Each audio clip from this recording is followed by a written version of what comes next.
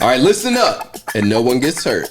This is a podcast that focuses on crimes and scams where no one physically is harmed. This is a podcast for information and entertainment purposes only.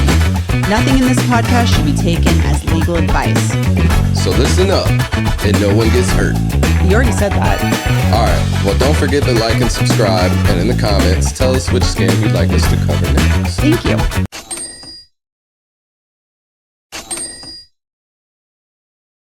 Welcome back to another episode of No One Gets Hurt Pod. Today we have with us a heavy hitter from the East Coast who's made his way to the West Coast. It's Mr. Jamie Acevedo. Hey, how's everybody doing? It's very nice to be here.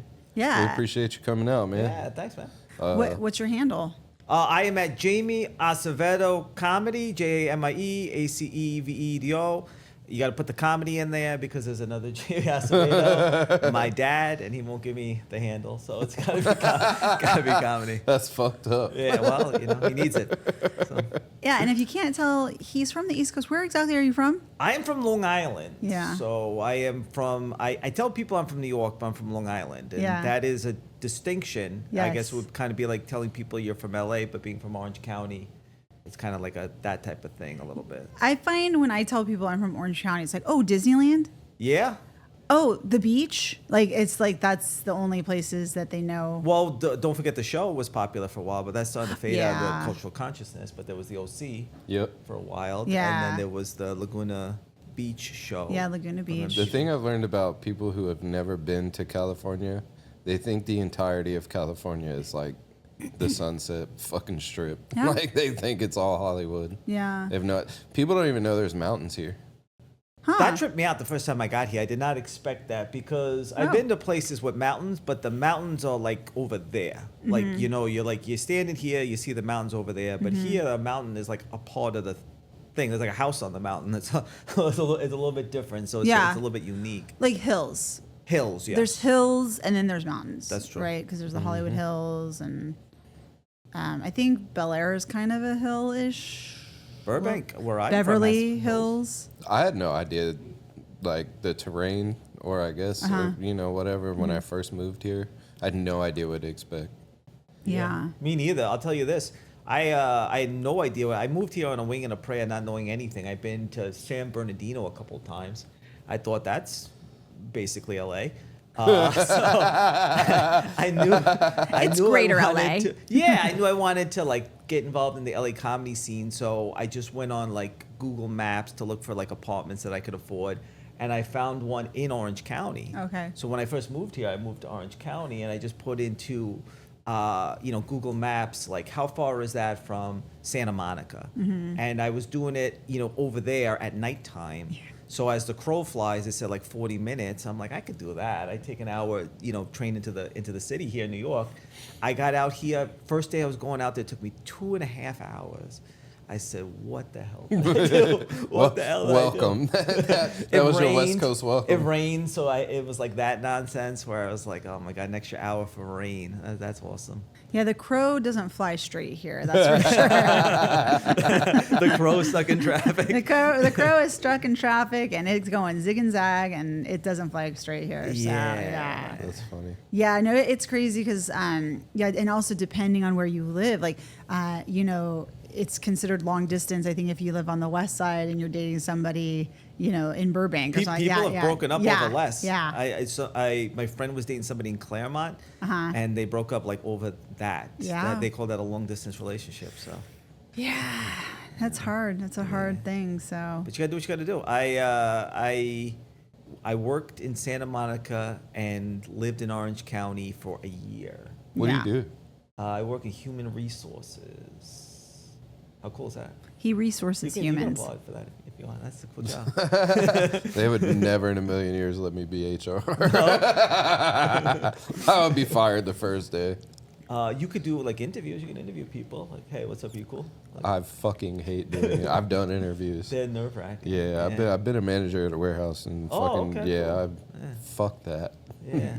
I've interviewed people, and it's interesting because I realized after the first person I had hired that there was a job interview question that because I work as a lawyer, there was a question I was like, I wish I would have asked, because when we were talking later on in this person's career, I was like, well, did you ever tell me about your first job? Like the person was already hired, right? I'm like, well, tell me about your first job. And he's like, well, what did you do? And he was like, did you have an internship? He's like, this was his first job. So it really told me a lot. Not that I'm saying you should discriminate or whatever, but I'm saying as far as you didn't have a job before, whatever, but it gives perspective, because I had worked for a public utilities, and when I was going through the interview process, they told me that they thought that one of my best items on my resume was that I worked at Nordstrom, because Really? it's public service, and so, not public service, but you're working with not public service, sorry, but you're working with the public, working with yeah. people, yeah. And so having to work with the public, and this is someone who went to Columbia Law School, and they were he said his best experience was working at Caro's or Sparrow's or whatever, like one of those cheap, Norm's, a diner that sells steak. He's like, because every time a customer would be like, well, this steak's well done. He's like, yeah, they all are. What do you expect? Yeah, it's $9.99. What? Yeah, but you're having to learn how to talk to a customer. Yeah. You're having to problem solve. You're, being accommodating, and you're moving on. And so in my line of work, I'm dealing with a judge. I'm dealing with opposing counsel. I'm dealing with a client. And so it's you're always trying to explain your position. You're trying to be reasonable with the person, explaining to them why this is what it is. It's in a sense, it's kind of like sales, know. Yeah. In a sense, it's you're trying to problem solve. So having that kind of a life skill is very actually beneficial. So interviewing, transferable skills are real. Yeah, they should make us all how the Israelis make you do 1 year in the military. They should all make us work in the worst restaurant as a server for 1 year, just to become decent human beings, and then you can go and do something else. I don't think that's a bad idea, actually. Have you seen the restaurants where the waiters and the waitresses are super disrespectful? Oh yeah, of Oh course. yeah, and people pay for that. Yeah, there's one in Vegas that's Dude, that. that would be a perfect job for me. As a shtick. I thought you meant just in general. I wish we could find this place. I think it's in Vegas or New Orleans, or one of those places get a lot of tourists. But that's their whole thing. And people come in, they're they roast them. Yeah. And it's intentionally bad service. But I always wondered that's a fine line. You know what I mean? I bet you it goes too far. Sometimes I'm sure. Sometimes a little bit. They're literally welcome to such and such. What the fuck do you want? Kind of thing. I seen one where the dude was ordering on the kids menu and she was flaming him. Okay, what are you, broke? I was at a funny. comedy club in New York before I moved here, and they wanted the comics. They wanted the comics to be available to roast the audience per request after the show. Oh. So they advertised this was their thing. Hell yeah. You could go up after the show and say, "Oh, I like that guy. I'll pay to have him roast me for 5 minutes." What? I'm on the wrong coast. Yeah, yeah. It was interesting. It was cool. Yeah. Well, you've been hosting. There was a Burbank Comedy Festival, right? There's Burbank Comedy Festival Yeah. was going on this week. Yes. So I got an opportunity to do that. And then San Gabriel Comedy Festival, which is a new one, is next week. So shout out to both of those guys. That's awesome. Yeah. Yeah, and then you host a show once a month or something like that at Flappers? Yes. So at Flappers, I host the Uncle Clyde's Comedy Competition once a month. And I've been doing that for the last 2 years. So I host every Wednesday at Flappers. And that's usually the Uncle Clyde's Comedy Contest, which is a really cool opportunity to meet people. I knew I'd seen you before. Yeah, Yep. I've seen you on that, Tony. So everybody comes through that at some point. They do their 5 minutes. So that's how I've really met everybody since I got out here. So it was a cool opportunity to connect with people. And then I produce a show there once a month that I've workshopped many names for, and I've landed on now. Live from Burbank is the show name. Well, I just got to do it. Yeah, killed it. I would say you just got to kill it. Thank you. It was an excellent room. It was an excellent lineup. It was a fun group of people. So yeah. Yeah, your set was very well received. Thank My you. wife was there. She said you were funny. So. Oh, that's awesome. I paid her well, so. But I do have a question. Wait, hold on. James? Yeah, that's new. I should be able to cut that out, though. It's not coming through the mic. Can you hear Jamie okay? Like, Yeah, okay. You guys sound good. It's barely coming through the mic, but I'll be able to cut it out. It's a blend, I assume. Yeah. It's That's the new one. That's, Where is it coming from? above me. I think it's the AC unit above us, and it's something's going on. I thought you were in there making margaritas. I thought I wish. grinding coffee beans or something. Yeah. But no, it's not coming through on the mics too much, and I'll be able to cut out whatever sound. Okay, I just want to make sure. Like, okay, because I don't have to be distracted by it, but I'm just like thinking more like, oh shit, in the post production, I'm like, oh no. If it's too distracting, we can hold until. It doesn't sound like it's going away, so I think let's just I'm Yeah, cool. it'll be It's up to you fine. guys. Yeah, you guys will be good. I'll cut it out for you. cool. Okay, so back. Yeah. So how recently was the last time you were on the East Coast? I go back pretty frequently, so I probably was back there in January. I didn't get an opportunity to be out there for all the hype of the Knicks winning the championship. I would have loved to be over there, but I haven't gotten to do Mom Donnie jokes. I haven't gotten a chance to do Knicks jokes. It's been a minute, but I was there in January. So And have you always been known as Jamie Acevedo, or do you have any AKAs? that's a very good question. So I am Jamie Acevedo, and I thought about doing a stage name when I first started to kind of like hide my stand-up from my job a little bit. But I'd like to, if I do make it, I'd like to make it as that, because my dad is also Jamie Acevedo, as I mentioned. But my dad is Jamie Acevedo, but he was originally Jaime Acevedo. So he's from Puerto Rico. He was born there, and he's one of these people who came and then they whited up his name and changed him to Jamie Acevedo. But it's really because you're not spelled Jaime, you're spelled Jamie. I don't feel like there's a consistency on those name spellings. I feel like Jai is a Jaime. that's more often. Yeah. But I've seen people spell it with Jaime, and I've seen a Y in there at times, Jayme. And I That's changed true. my son's name up, so I have a son now. And I was gonna name him Jamie because my grandfather's name's Jamie, my name's Jamie, my dad's name, and my wife was like, "That's too much." So he's Jameson. Okay. Jameson. And I love to tell people Jameson, like the liquor. Yeah. And my wife says, don't say that anymore. She doesn't like that. Well, I have a cousin named Jamie, but she spelled Jamie. Yeah. And so I remember as a kid, like I spelled it Jai. She's like, I'm not Jaime, I'm Jamie. So that's how I remember Let me take you through all the kid teasings. It's a Okay. great name, but here's all the kid teasings. Jamie, that's a girl's name. Jaime sounds like Heine. Oh. Yeah, those were the two, I think. But yeah, there was a lot of Jamie. Isn't that a girl's name? Whatever. I'm a Jokes girly on guy. them. What do you want? Jokes on them now, so because you're killing it. So Oh yeah, I think I won. Yes. I told this revenge joke on a podcast, and I got the long con worked Yeah. off for me. So. well, the reason I asked is this is kind of awkward. Yes. Okay, but just when I Are you gonna summons me? I have Surprise. an exhibit here, You're under arrest. and I just feel like Oh no, it says Exhibit A. Oh no. I just feel like you might be on the run from something. Oh no, Like, what is that is picture? Is this you? Who sent that?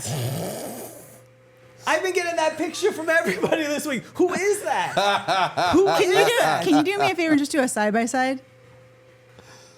I have to say. Hold it up, but you gotta look disgruntled.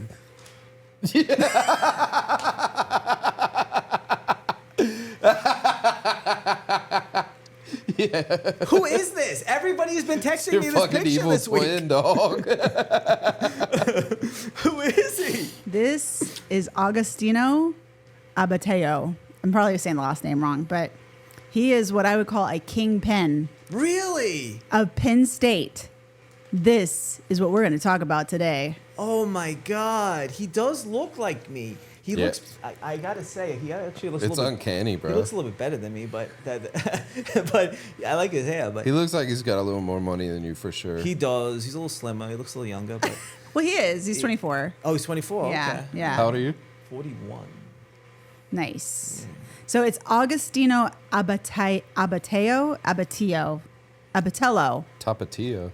Abatello? I don't know. So he's Latino too. Okay. Or maybe Italian. I don't know. Agostino Abatello. Yeah, that could be any of those Abatello? things. Portuguese, I don't know. He's definitely from New York. Okay. So this gentleman was a member of, I believe, the Delta Upsilon fraternity at Penn State.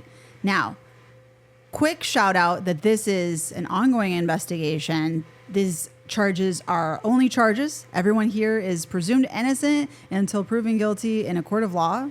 So these are all alleged stories at this point in time. Okay. I'm going to jump to judgment immediately, but thank you for saying that disclaimer. Yeah, same. Yeah. What did he do? So all alleged, no convictions yet. So basically, this involves Penn State. Did you go to college? I went to Arizona State. Oh, okay. The Penn State of the Southwest. Were you in a fraternity there? No.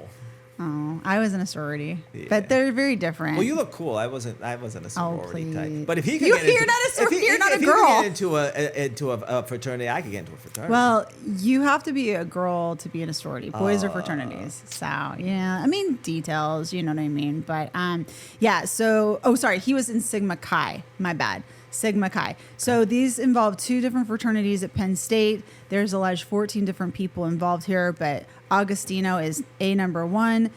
He's alleged to have been the main distributor of cocaine amongst Penn State. Yeah. That guy. Well, first of all, That's crazy. more positive news for Penn State. That's great. They're always in the news for good stuff. Yeah. Well, I was going to say, they haven't seen this strong of a line since Sandusky. I know. That's the last time. That's a very good joke. Thank you. That's top tier. You should write that down. I did. Good. Yeah. Keep that. Wow. Yes. So this guy is like a kingpin. This is a Netflix show in the making. Oh, it's 100%. And at Kingpin spelled Penn, right? Instead of Pin. Because Penn State. You're killing it. I mean, the puns they write themselves. You're killing it. So- They say he's 24. Yes. Damn, I wish it wouldn't have said my age because I could have played him when they make the thing. Rich Yeah. kids always have the best drugs, dude. I mean, I don't know. I assume they must be rich because the amount of money that these kids were dumping into this, it seems insane. But this takes place in like 2022 to 2024. Okay. And so they've been investigating it this whole time. And they just made the arrests like recently. Now, one of the things that I find funny is that among a lot of things. So I believe that Thomas Robinson, who was in Delta Upsilon, so Delta Upsilon is actually recognized by Penn State, whereas Sigma Chi is not recognized because they've probably already been kicked off of campus, right? Because of this. Because of other things. I'm sure there's allegations of other things too. You know, Yeah, what I they're mean? an That's- Animal House type situation. Exactly. But what's interesting is my understanding is when Thomas Robinson was being arrested, he was resisting arrest. Why would you resist arrest? Would you think? Like, if someone came in to your bedroom and said, you know, you're under arrest, what would you be thinking as a 24-year-old, recent college grad? Who knows you sell drugs? Yeah. Like you sell drugs. You sell drugs. And they're in your room? I don't know that they're in your room, but you graduate from college, you're a frat guy, you got your frat bros, and somebody, police officer comes into your room. Like, what are your thoughts? I'm out of there. Okay. What are your thoughts? I would probably just wet myself and cry. But if we're wondering why he resisted arrest, was there girls present that maybe he was trying to show off in front of and look like a tough guy? That's a good thought. You know? I didn't consider that. Yeah. Well, neither you guys didn't hit on what it was. He thought he was being pranked by his frat bros. Yeah, so he thought this is all like an elaborate, gotcha, ha ha. Oh, But they poor got guy. his ass. So yeah, so he got arrested. So basically, my understanding is Agostino was the top supplier. Thomas Robinson was the co-supplier. And there are 14 people who have been charged. 13 are current or former Penn State students. And then the one who's not a current or former Penn State student is Thomas Robinson's father. Really? Yeah. So he's allegedly like a managing partner of a law firm in Pittsburgh. And allegedly, when he found out his son was getting in trouble, he got rid of a safe or something to that effect. And like, what do you know? It just happened to have some evidence in it. So that's not a good look. That's so very sketchy. yeah, You yeah. gotta protect your kids, dude. You can't get rid of evidence. You cannot. I It's- will. Well, then I'd take a murder charge from What would mine, you yo. do to get rid of evidence? What's the best way to hide it? Burn it? Throw it in the Depends ocean? on what it is. If it's like paperwork, then burn it, obviously. Yeah. But it depends on what the evidence is. So some of the other people are there's sort of Augustino, there's Thomas Robinson, Mohammed Harabi, What a Lars. diverse gang this is. I like this. It is Lars Zepfat and Robert Zanola. And my understanding is that Harabi was getting his drug supply from Augustino and then selling it to like fraternity brothers or maybe like other friends of friends at Penn State. Harabi comes up to Thomas Robinson, and these are all my understandings, is that he comes up to Mr. Robinson and he's like, you know what, like, we want to go into business together. And he's like, yeah. So then they come up with like something like, I want to say $18,000 to buy basically a pound. I'm really bad with the grams. So, Kilo. well, It's about the price for a kilo. I think they said 1,000 grams. Yeah, that's a kilo. Yeah, duh. Okay. But yeah, so 1,000 grams or whatever of cocaine. And then they were selling it. But you know, they're frat brothers, right? So what do you know about fraternities? Do you know much? Pledging, drinking, the hitting each other on the butt with the paddle is something, I think. Hazing. Hazing. There you go. Yes. I don't know. I quit high school. I have no idea. So like in a fraternity, some of the things that they might, say for you to consider joining, it's like, it's brotherhood, personal and professional development, accountability, leadership skills. I've had gang members tell me the same thing. It pretty much is. It's pretty much the same thing, just with blazers. Yep. Instead of bandanas. Yeah. I think we have to take the thumbnail title for That's this. funny. Write that down. Blazers and bandanas. So it's a way to do community service.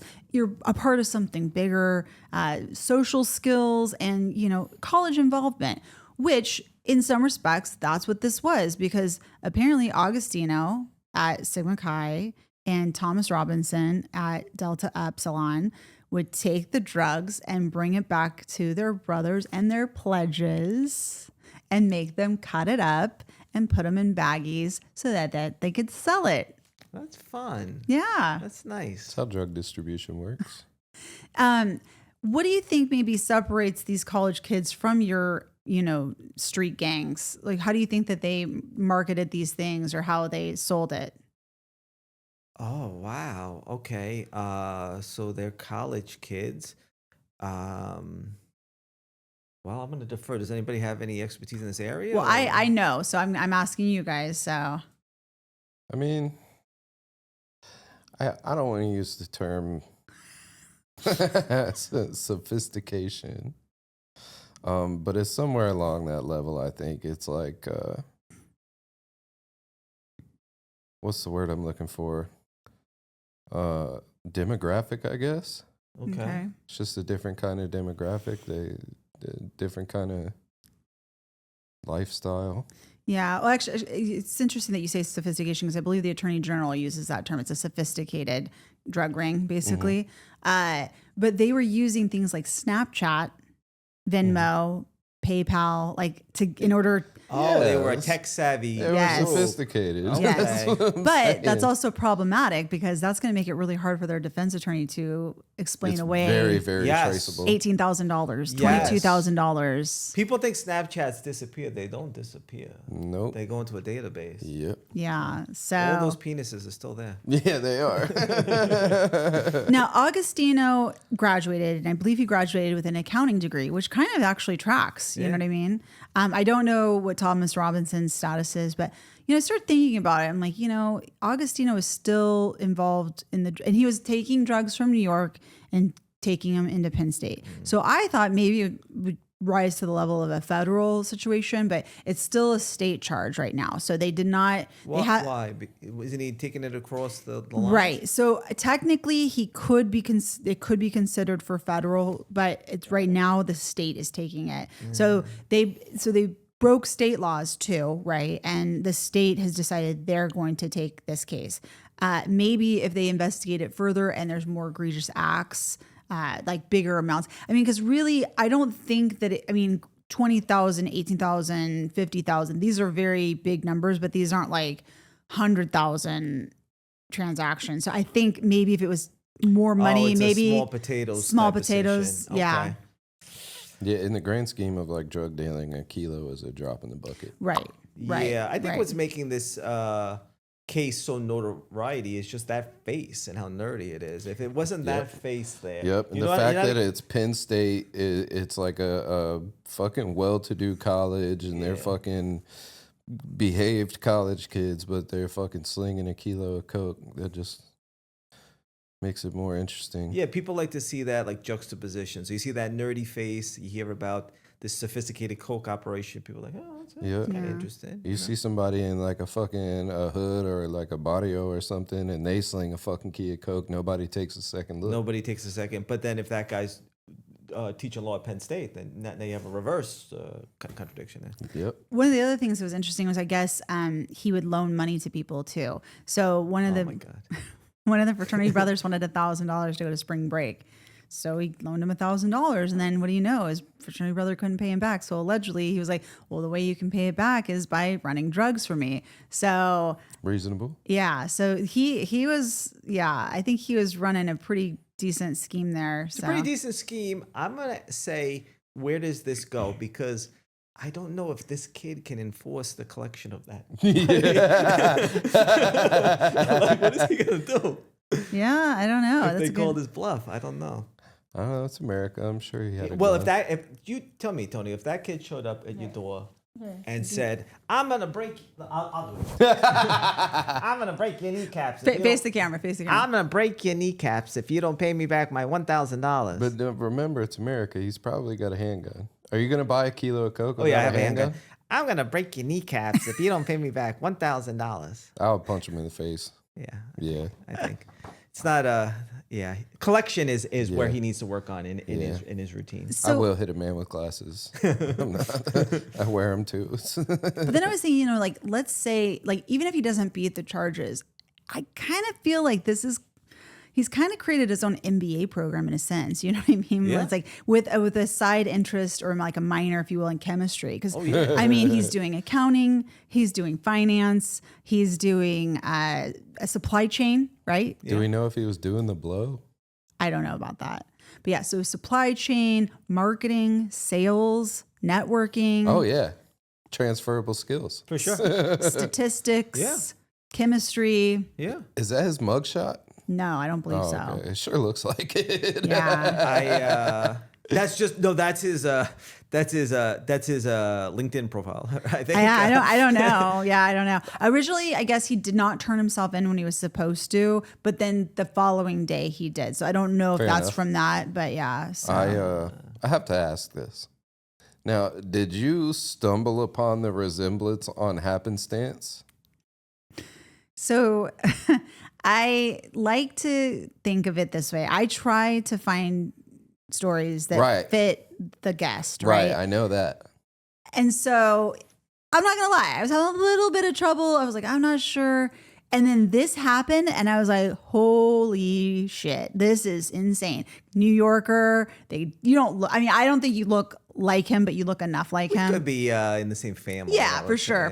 But I mean, there's enough resemblance Bro, that that there's was something. for sure your high school graduation photo, and you can't change my mind.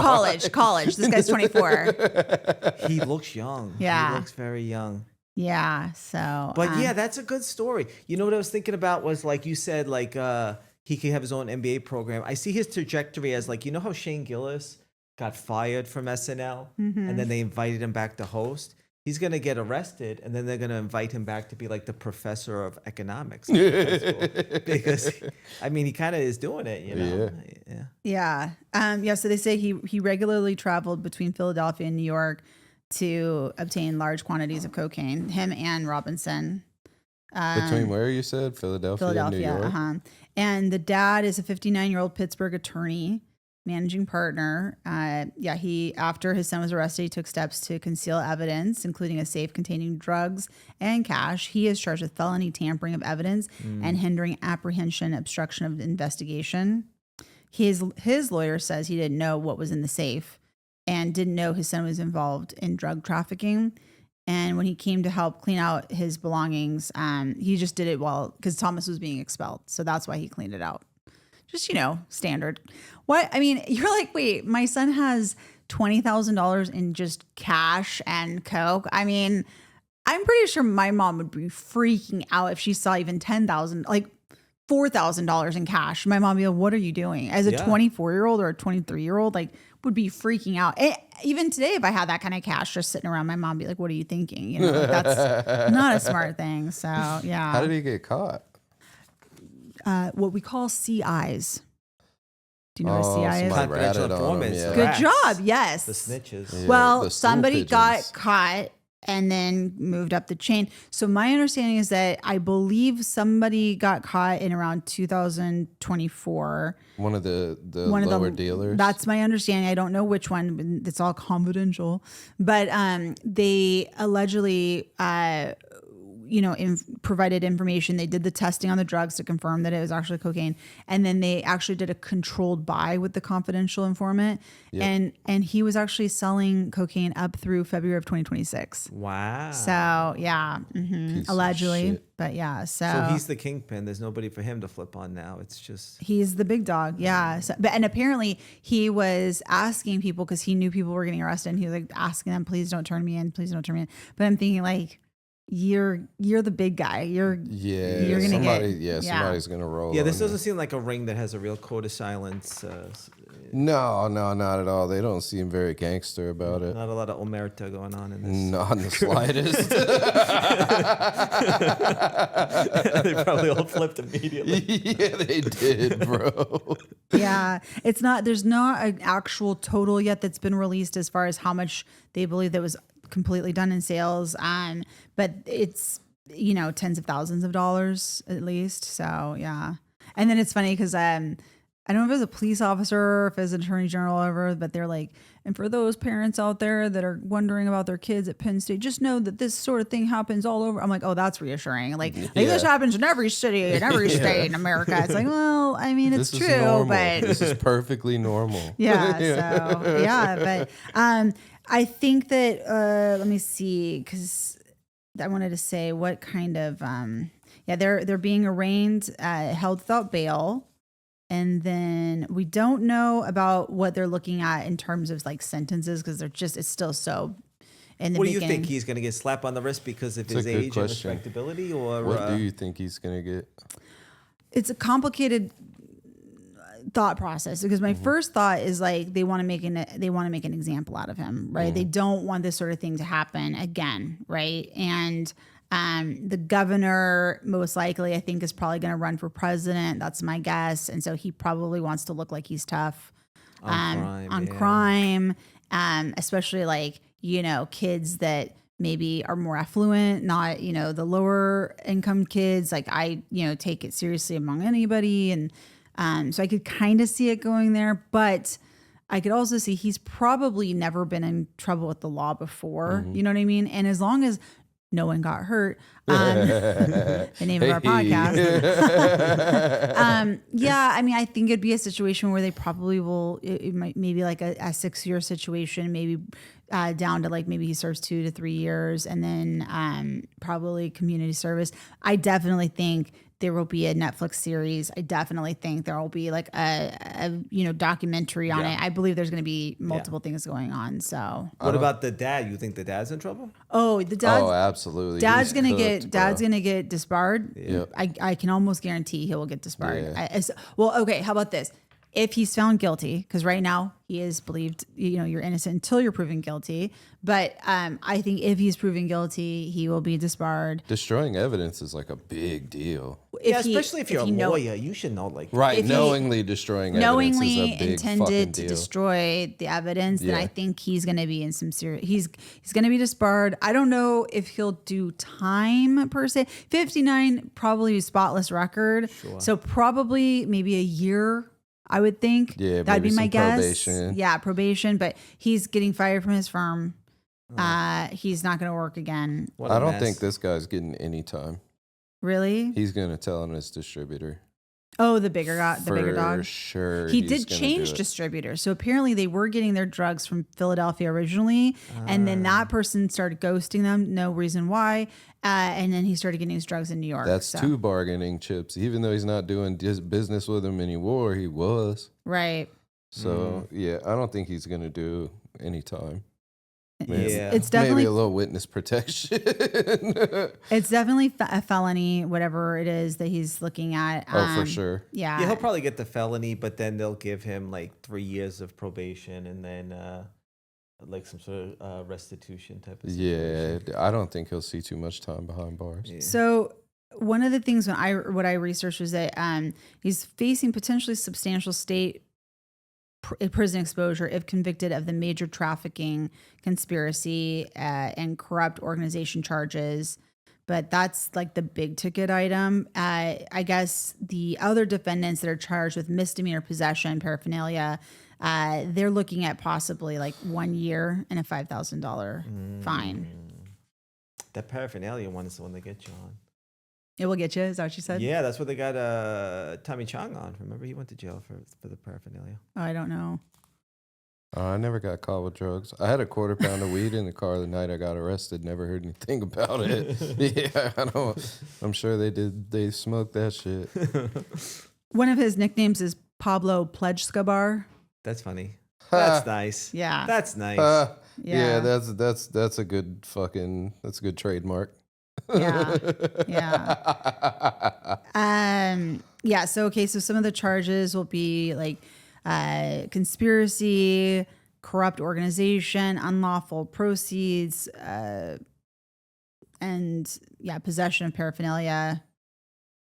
I did see, so like, because I thought there would be like a racketeering aspect to it. Sure. But that's a federal level, not a state level. Oh, okay. But state level Pennsylvania has a similar statute that is likened to a RICO statute. I think it's called like organized corruption. So it's a similar idea, but it's not as likely big as federal, because federal, I think it's got to be like so many conspirators and like whatever. So I think they can do it on a smaller scale statewise. But yeah, he's really getting a Hail Mary here with them not making this a federal charge. I mean, that seems like it's working out in his favor. That's very interesting. Especially considering he's crossing state lines with it. But I think you could argue that it's actually not in his favor, because a state prison is actually worse than a federal prison. Oh, is it? From what I've heard, yeah. Yeah. So my understanding is like the federal is more likely in the wings, making sure the state doesn't do something wrong. And as long as the state does everything right, most likely it will be a state charge situation. But you never know. As they're investigating further, there might be something that triggers the federals to come in and say, you know what, we're going to take over from here. So they're not going to, because he's snitching. Maybe. He's for sure he's getting a deal. They're probably sitting in an interrogation room smoking cigarettes and eating McDonald's right now. Right this fucking minute, dude. Possibly. So, yeah. So that's my crime today. That's my story. What about you, Tonio? That's you said that's ongoing, right? It's an ongoing investigation. It's the charges are. I don't even know if the charges have been pending, like if they're even quote pending yet. Mm-hmm. They did present it in front of a grand jury, and that's how they ended up being able to arrest him. So the grand jury found that there was enough to arrest him. So all right. Yeah. Yep. Oh, so well, I learned a couple of things. I learned that kids are into cocaine still. I did not know that. So that's a good news for the me. kids are definitely still into the booger They're still into sugar. cocaine? Okay. Oh yeah, big time, unfortunately. I learned that criminals could be very handsome. I'll say this guy's very, very good looking. I agree, no yeah. Thank you. particular business. Appreciate that. Well, he's talking about himself. You too. Everybody who's committed a crime is a good looking guy. Is Yeah. what I think. Smooth criminal. Well, some people think that. Some people think that there's like a bad boy appeal, and Yeah. they're into that type Yeah. of thing. I don't Yeah. know if you have thoughts on that.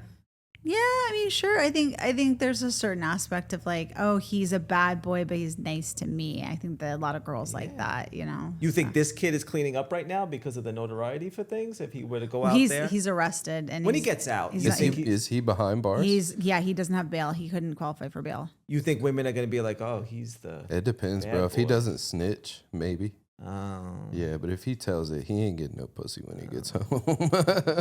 I bet he probably pulled some situations though before this all happened. Like when he Oh, was yeah. when he was in the frat, like he probably was Oh, getting yeah, for some- sure. Yeah. Yeah, cocaine will do that for you. I know firsthand exactly what cocaine can do for you. Wow. Yeah. Well, he lived an interesting 24 years, so I love to see what the future holds for Alberto over here. Yeah. Yeah. But it's interesting too, because like Sigma Chi was already kicked off the campus, right? And then that's my understanding. Delta Epsilon was still part of the campus. So I wonder if now Delta Epsilon will be in trouble, and Jesus. if they'll be on restriction, or if they'll like double secret probation, or So what did the other one do to get in trouble if cocaine kingpinning is what do the other ones do that did get kicked off? well, a lot of times, I mean, I'm sure Arizona State probably had it. Oh. So I went to Pepperdine. Pretty much, you sneeze the wrong direction, you get in trouble at Pepperdine because it's a dry campus, Christian, all the yeah. things. But like, I do know that different schools, like if they are aggressive with hazing, if there's a sexual assault allegation, probably drugs. Sure. Those kinds of things are all reasons why they can, or if the fraternity has a party and they do kind of destruction in the city, you know what I mean? Like someone, like I remember, I don't think this kid was a fraternity boy, but it's just kind of like in the same vein, there was a guy, I want to say it was my freshman year. I can't remember his name, but I could see his face, and he got real drunk, on my understanding, and he got pissed when he was at Jack in the Box.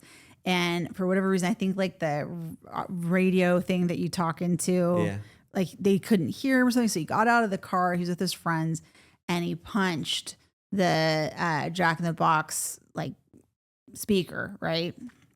It's off campus, nothing to do with our school, right?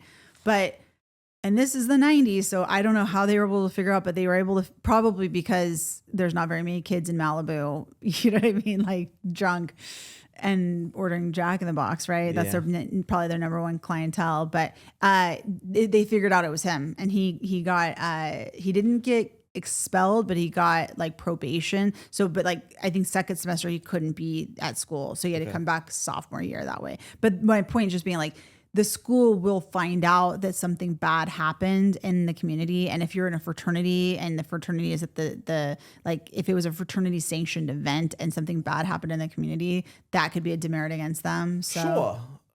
So that's interesting to hear. Pepperdine and Arizona State are kind of different colleges. So Arizona State is like if everybody was that kid. So you can major in tequila at that school. So it is. It's definitely a party school, and they tried to ban kegs at tailgating events. Okay. And people like rioted, and then they gave up on it. So that's the difference there. Like, well, my cousin, it's a very embedded drinking culture that they're not getting rid of. They were like, maybe just don't bring a keg. And people are like, no. And the people demand metal barrels of beer.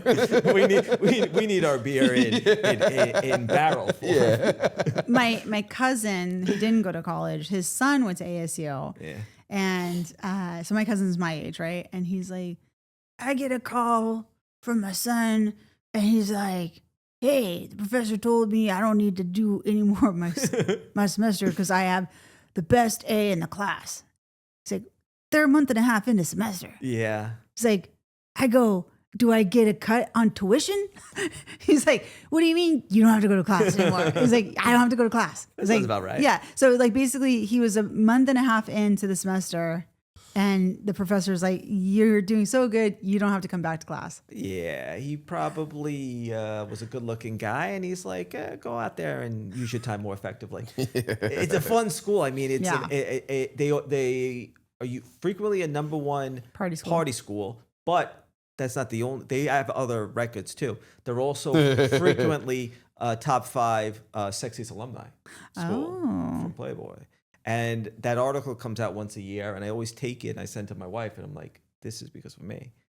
And she never believes that for a second. But top 5 most sexiest alumni. So these are some of the records for that school. Do you know who John McEnroe is? Of course, the angry golfer, tennis player. Yeah, tennis player.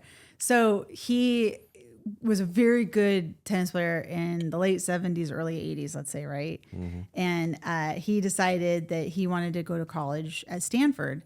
And one of the newspaper people were like, well, how did you choose to go to Stanford? And he goes, I'd always heard that the women in California, it was 9 out of 10 were hot and attractive. So that's why I decided to go to school in California. But when I got to Stanford, I learned where that one girl goes to school. That's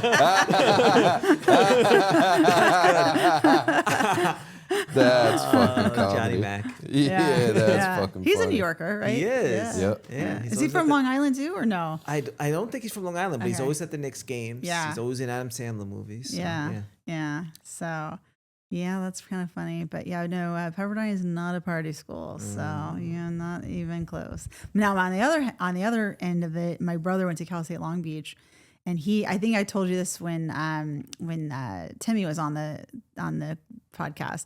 So my brother was so smart in one of his math classes that the professor was like, you should not take the test, because if you take the test, you're going to disrupt the curve. And my brother's like, okay. And he's the first in my entire family to go to college. He comes home, tells my mom, he's like, the professor told me I shouldn't take the test because I'm going to disrupt the curve. And my mom's like, well, what do you want to do? He's like, well, I kind of want to take the test. Hell yeah, go fuck that curve up. So he took the right. test. Yeah. Yeah. He graduated number 1 in his class, biomedical electrical engineering. Holy Jesus smokes. Very Christ. smart. Very smart. Yeah. Holy yeah. smokes. Jeez. Yeah, he sucked most of it out. I didn't get any of that. So. This is the close to electronics I get. So. Hey.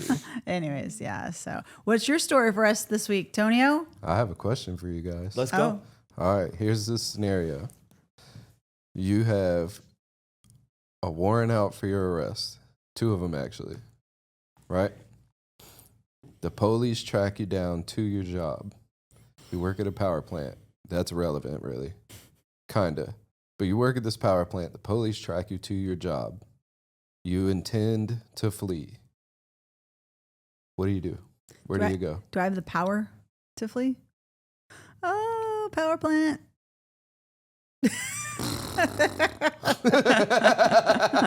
Tonio, I'm sorry, we've met before, but just I have to ask. This isn't like when you go to a doctor's office and you're like, my friend has. No, not at all. Not helping. I know exactly what I would do. Okay. I've run from the police many a times. I can handle it. So I have the warrants. I'm at the power plant. Yeah, you're at your job, And the police show up. and the police show up, and they have a warrant for your arrest. But you know that they're looking for you. Yes. Oof. And you know, like, there's a warrant out for your arrest. Yes. Ugh. And you intend to run. Oh, you intend? Oh. Yes, you intend to run. How big is the power plant? How close is my car? I don't know. Well, I intend to run. How am I gonna get out of here? I'm definitely not climbing up. Yeah, don't go on those wires. That's the No, origin not at story all. for Electro in Spider-Man. Wasn't he trying to get away from Spider-Man, and then he jumped into the wires and then turned into Electro? I have no idea. That's interesting. Yeah. I would. You're gonna leave the power plant. I'll say that. So you have to run. You Yeah, can't- like you're gonna leave the power plant. Can I sneak out in like a Con Edison van, pretending to be like I put that electrician? You can do whatever you I'm want. gonna put It's the your plane. electrician suit on. I'm gonna put the hard hat on. I'm gonna get in the van, and then I'm gonna sneak out And like then, with the whole outfit on and yeah, everything. and then when they stop me, I'm Little gonna give Viz them a vest. little like, there's an outage out in Riverside. I'm gonna do like I'm gonna do like a real like a workman type like thing. Okay. Yeah, I think that's pretty smart. Fucking bosses make me work overtime. Like that type of thing. I think that's pretty smart. What about you? Maybe I would try to change clothes It's a good idea. and then borrow my friend's car. This That's is not like a bad idea my either. idea, but with like small Yeah, with different steps. Well, yeah, you're adding clothes. I'm changing clothes. Okay. You went into a company marked car. I'm going into just someone else's car. Smart. It's not my car. Probably tell my boss I'm sick and just leave. I don't think I would bother telling my boss. But I would tell you what I would not do. Okay. I would not run and hide in a lake. Okay. So there's a guy. Yeah, lakes are like there's only a finite area. Well, It's not a river. The thing is, this guy, Chris Boone, he had 2 warrants out for his arrest, and he ran. And he decided that in order to throw off because they were deploying K9s, in order to throw their scent off or whatever, Water. he was going to hide in the lake. But he was going to hide in the lake. With like a straw and lay down there and No straw, no snorkel. Like, I'm going to submerge myself in this lake to hide from them. what a dummy. Did he Where drown? where are we, where is this happening? Can you guess? Florida. Yes. Can you guess what his charges were? Meth. Yes, dude. Yes, bro. He had 2 warrants for meth possession and distribution. So he goes and decides he's gonna fucking submerge himself in the lake till the fucking K9s are gone. There's only one fucking problem with that. He's not a fish. You need to fucking breathe. What a fucking dumbass. Was he high when this happened? He had to have been. Yeah. He had to have Yeah, been. this doesn't sound smart. Yeah, that's a methed up idea if I ever heard one in my life. I'm gonna go hide in this fucking lake. They're never gonna find me. The dogs won't be able to smell me underwater. I'm gonna clean it while I'm down there. Like, Look, a bicycle. oh man, and they got gators there too. You know, Yeah, bro. Yeah, You're that's on meth, true. bro. You could fist fight a gator on meth. I feel And snakes. like. wow. Oh man. Was this like a man-made lake? Was this a real lake? Like, It was a lake in a neighborhood, I think. okay. Yeah. Oh, more like a pond even? No. It was like a lake. Okay. Yeah. Jesus. Yeah. So needless to say, he runs out of air, fucking shoots up out of the fucking water, and then they arrest him. Within like a second. Yeah. Like, you're not yeah, even... it probably didn't take too long. No, I bet you the police was standing there. Yes. Watched like the whole submerging. Oh, yeah, like, yeah. Like they watched it. Like They didn't even let 'em have go their in. guns out at that point. They were like, Okay. he'll be back. Side tangent, but did you see about like 2 to 3 weeks ago, there was a guy on a car chase that ended in like Santa Monica or Hermosa Beach? No. And he ended up taking off his clothes and going into the ocean. And going into the ocean, Yes. dude. Oh my And they said the funniest part about that was that Lifeguards. Yeah, they were like, they're still trying to apprehend him. They're literally swimming like 8 feet apart from each other. Like, bro, y'all got him. Like, But- I know his dick's out, dude, but like, grab him. What the fuck? But to be fair, the lifeguards are not they're not trained for that kind of situation. I guess that's fair. They're not like They have yeah. zero protection on. They're like literally wearing board shorts and nothing. And if the guy has a knife on him, like And meth strength. yeah. That's true. So they were probably waiting for him to tire out, and then let's like Wasn't he out there for like hours? yeah, it's kind of like, like a dog. You know what I mean? Like you want to walk your dog around the block a bunch of times and get him tired before like you go to bed, right? So like or you, Let him let him go. tire himself Let him out. go. Probably maybe the same thing with kids. I don't know. He I don't was know on kids, meth? but I don't know. I'm just saying like no matter what even if he Go out on a wasn't limb and say yes. like I get exhausted after swimming for 15 minutes. Yeah. I can't imagine hours, dude. the guy looked like he was in okay shape. So I mean, Yeah, he wasn't he was like treading the shit out of that water. Yeah. I'll give him that. Yeah. yeah. Yeah, I mean, I have friends that played water polo in high school, and I'm sure that they could probably tread for like an hour That's true. You know, so back in the day at least. Water good skill to polo learn. people are badass, dude. When I was last semester, no, not last semester, the semester before that, it was last fall. I took a jiu-jitsu class that I had to go into the campus for.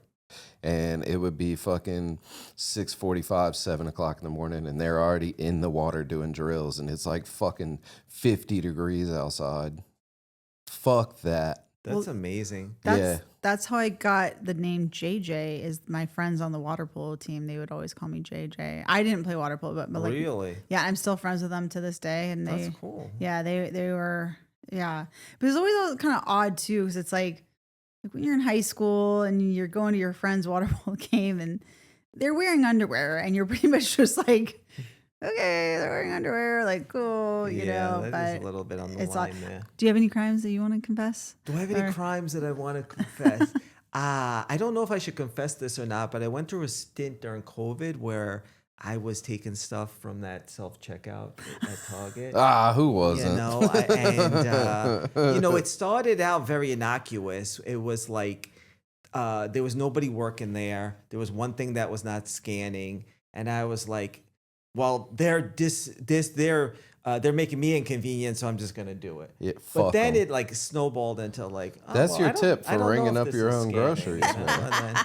But That's how I somebody see told it. me that they're gonna start cracking down on that. So I think probably what happened is that it took so many jobs away that now different cities are saying that they're going to outlaw it, self-checkout. So somebody told me that it's illegal if it's like over a certain dollar threshold, but for you to take or for you to do self-checkout? to steal things from Target. Oh, yeah. No, I think it's $900. Yeah, is like but somebody yeah. said that they're doing like a facial recognition thing, and they're like adding up your they'll total. let you run They're your adding tab up- up. Yeah, right. Keep stealing shit. Go ahead, and we're gonna come get So you gotta once be it's a really- felony. Yeah, I thought you meant they're getting away from self-checkout, because I read an article that's saying that I've like, seen that too. You go now to some Targets. A lot of and them are they ripped closed it now, out, yeah. Yeah.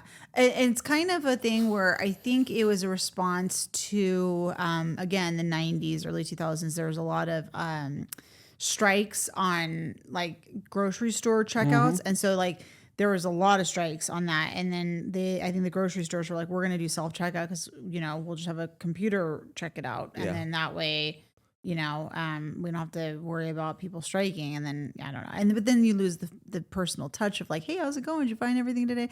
Nine times out of 10 when the person's like, did you find everything today? I don't think they care if I found everything today. Oh no. They're just making conversation. Yeah, you know? they don't give a fuck. Yeah, and do you guys pay for the bags? If you use the bags, you guys pay for the.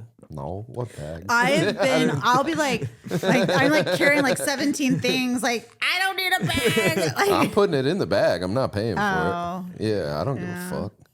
the bags are like way nicer quality though. I'll tell you that much. This is my thing.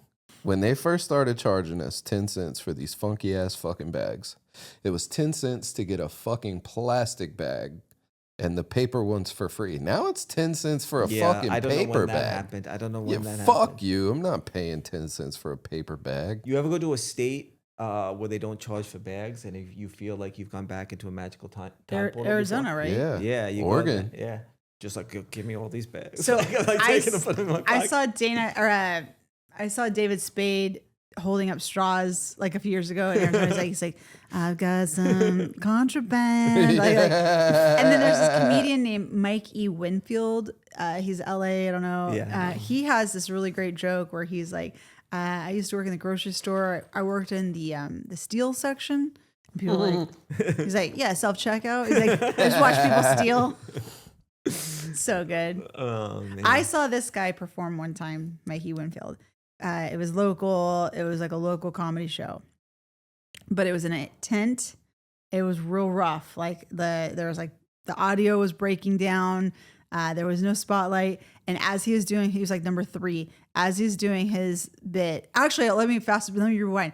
The host goes, he's doing a great job, and then the next guy, I have to look it up who it was, but it's someone who's like on the circuit. This next guy coming to see, she's great. Like the guy walks out of the stage and he like looks around and is like, fuck this. And he walked away. He just left. So then it was like, and the host like thought it was funny. He's like, thought he was coming back. Didn't come back. So then my husband's kind of like nudging me. He's like, oh, I wonder if like you could do like 3 minutes, you know? And I was like, oh yeah, like maybe, haha. Some guy is like, I've got 3 minutes. And I was like, damn, I wish I would have said Miss it. every shot you don't shoot. I know. But this guy, it was terrible. It was like he got up right away and he had like one like hot moment, like one like Riding that momentum of volunteering. Yep. And it was like good. And then he was like, next thing, bomb. And then it wasn't a joke. It was just like crowd work. And he wasn't it was just bad. But his whole thing was like, it's like, I prayed for 3 minutes when I was driving here. And I was like, Lord, give me 3 minutes. Like whatever you do. And he's like, and the Lord answered. It's like, so it was kind of like cute, you know? Yeah. And then he had a good one and then it was like, bleh. So, but anyway, so like, I want to say Mike E. Winfield River goes next. And as he's performing, the microphone cuts out. Ooh. But he was able to project. No, it died completely. Not like cutting in and out. I mean, dead. And he was able to project. And I would tell you, like, I actually thought it added something to his bit because you really felt like it was like you were in it with him. Yeah, it's more intimate now. Yeah. Yep. So I was fortunately like closer to the stage so I could really hear him. But I felt bad for the people in the back. But yeah, it was funny. So yeah, he's a funny guy. That's cool. Yeah. So anyway. What do you got coming up in comedy? So one of the things I would like to plug, if I can, is I am teaching a comedy class in September. Oh, hell yeah. So I teach at Flappers Comedy the level 2 joke structure class. So it meets every Wednesdays. It's 4 Wednesdays, and then there's a showcase for people to show off what they worked on.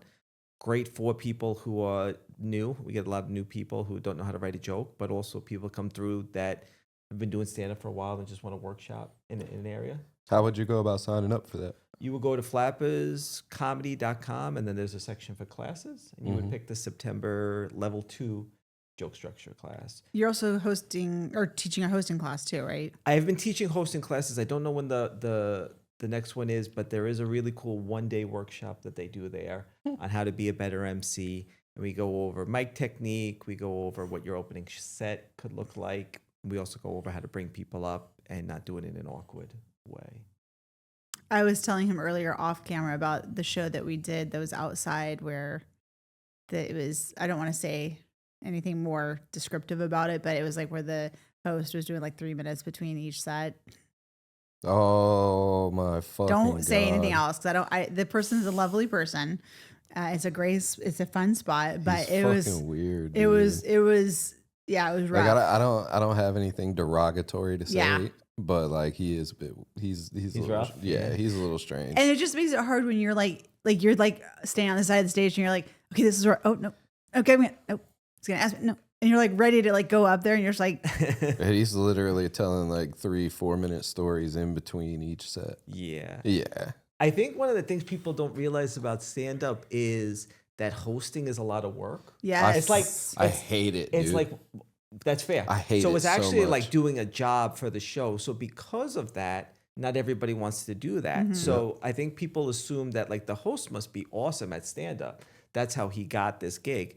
Not always the case because sometimes nobody wants to host. Yeah, I don't like it. So you get people who are sometimes not great stand-ups because they're new or just they have an interest in doing that role. But I think when I first started, I thought, okay, the host is like the best. The guy, right? Yeah. Yep. He's the star of the show. Right. You see him all the whole time. No. That's not always the case. No, it's the guy that agreed to it. Which is me right now. Yeah. I'm doing that role a lot.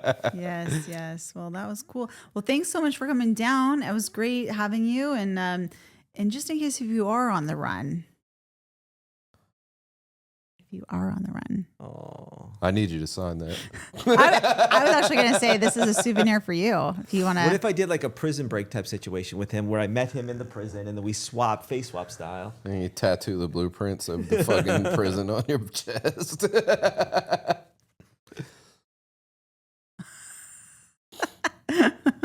I think it's so funny. Guy, people. I feel like you should use. I mean, I'm not telling you what to do, but I feel like you can use that in your stand-up. You'd be like, "Hey, have you guys seen me in the news recently? Let me remind you." Hey, I might change my profile picture to this. I love it. See if anybody notices. Well, anyways, God, that's funny. I think that's it for us this week. Make sure you like and subscribe. It only helps us. It doesn't hurt you. Or I'm going to beat your ass. We've been over this. All right. We'll see you next time. Thank you so much. Cool. Thank you. Peace.